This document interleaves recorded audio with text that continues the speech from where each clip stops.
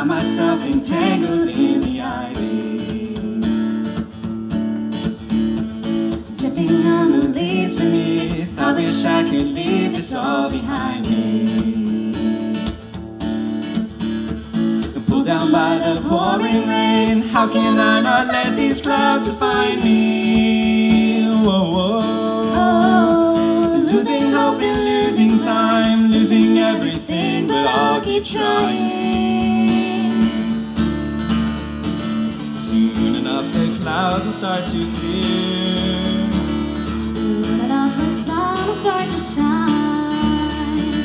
In the warmth around us our skin will surely dry. Then I can be yours and you'll be mine.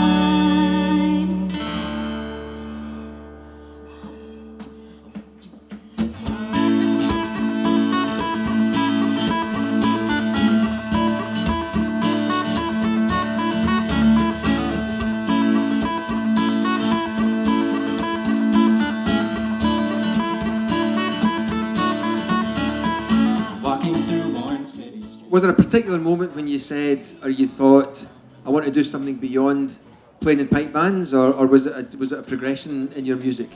I've always wanted to be a part of, I loved being a part of the pipe band community, but solos was very much where my heart lived. I loved competing solo, I loved performing.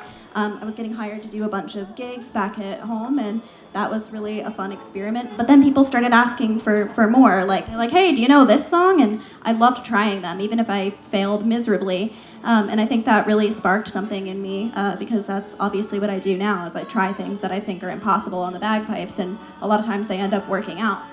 Did you find that a difficult thing to do, given that you play so many other instruments? Lots of them have got more notes than the pipes. Did you find it quite restricted to try and build some of these other tunes into your repertoire because the pipes only have 9 notes? So I think it was more frustrating than difficult, but I loved taking my practice chanter in the car, and every song that could work on the pipes on the practice chanter, like when I was listening to the radio, I got a sense of excitement that I never got with a saxophone. When I first started getting comments on social media and requests to play more modern music, for the first couple of weeks I was like, I'm sorry, it doesn't work, I can't do it. And then I've played them since that. So I actually start by playing everything on the piano to figure out, the range, the key, the mode, everything like that, to see if it's possible. But I have a couple chanters that I've modified as well. And I use a lot of the unconventional bagpipe fingering, so your C natural, your F natural. I'll use those as well in my playing to kind of give me some more notes than just the 9. I started posting on social media during the pandemic as a means to keep myself accountable, because I wasn't playing my pipes much because all of my gigs got canceled. So I started posting online to try and encourage myself to play more, and that backfired big time because videos were going viral, and that was not my goal. So I had a lot of people asking me to do things, and so the process just developed naturally over that time.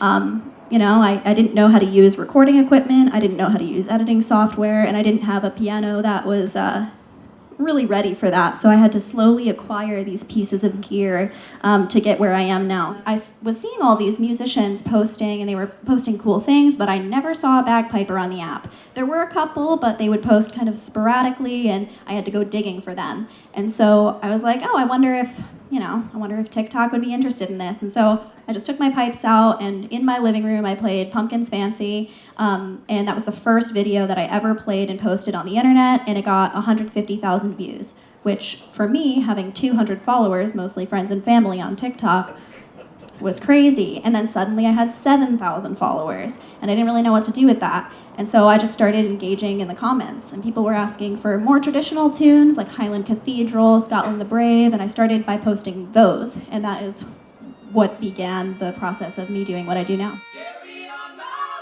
wayward son. There'll be peace when you are done. Lay your weary head to rest. Don't you cry no more.